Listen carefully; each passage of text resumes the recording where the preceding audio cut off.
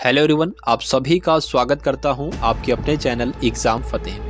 UPSC से संबंधित एक आपको न्यूज़पेपर के माध्यम से एक खबर यहां पर दिखाई जा रही है जो आपके लिए हो सकता हो महत्वपूर्ण हो। यहां पर आयु से संबंधित बातचीत के बारे में आपको बताया जा रहा है और उसके अलावा यूपीएससी से संबंधित हम लोग बातचीत भी करेंगे कि आपका रिजल्ट अब कब तक आ जाएगा। रिजल्ट के बारे में भी हम लोग बात करेंगे, लेकिन जो है अभी हम लोग यहाँ पर देख लेते हैं क्या यहाँ पर मैटर निकल पर आया है कि सिपाही भर्ती आयु सीमा 25 वर्ष करे।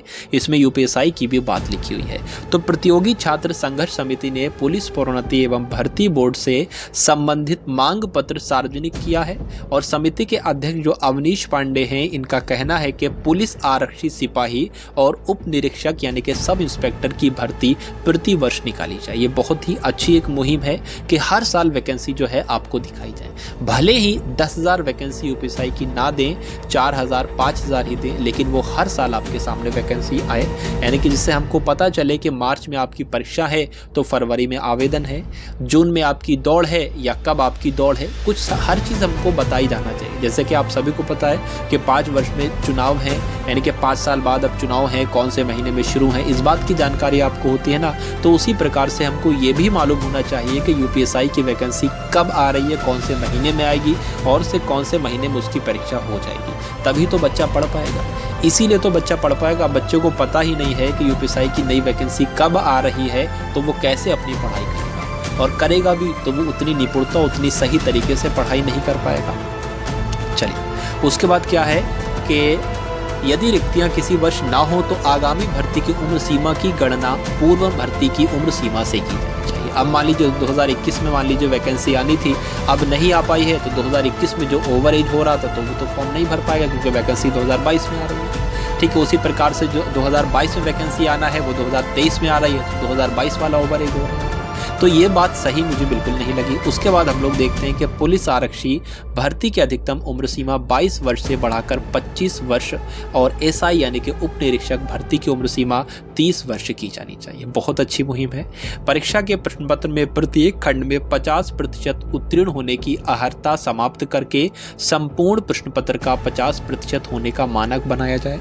दरोगा भर्ती में हुई जो धांधली है, इसकी अविलंब स्वतंत्र एजेंसी से जांच कराई जानी चाहिए। बिल्कुल भाई, जांच भी होनी चाहिए।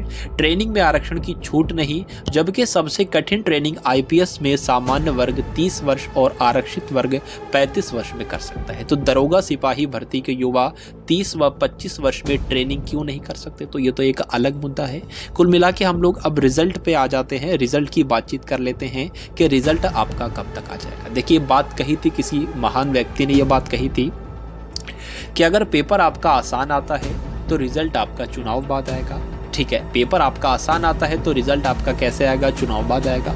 और लगभग पेपर आसान ही आया था, तो पूरी ये कहा जा सकता है कि चुनाव बाद ही आपका रिजल्ट आ जाएगा।